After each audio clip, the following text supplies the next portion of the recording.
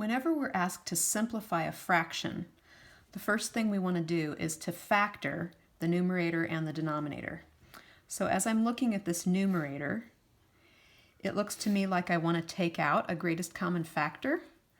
And so I can say, all right, 3 would go into both of these numbers. And each of these terms has a v. They do not both have a w. So I take the lower power of the v that is present, so v to the third.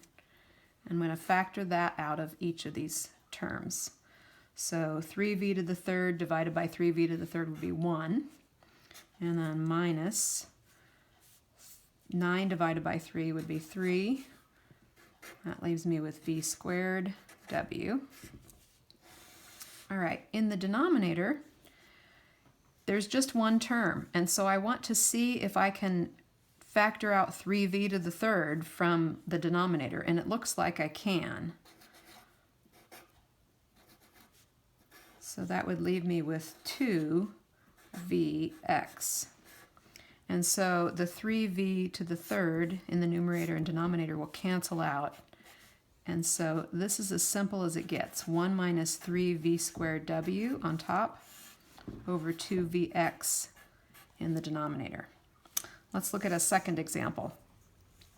In this case, again, I have two terms added together, and so it looks like I'm looking for a greatest common factor again. Both of those could divide by 4 and by x squared.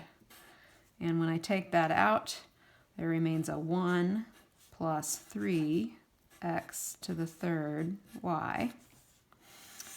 In the denominator, if I take out 4x squared, that would leave me with 2w to the third and x to the third.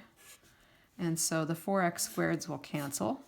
And so my final answer will just be the factors that are remaining. 1 plus 3x to the third y over 2w to the third x to the third.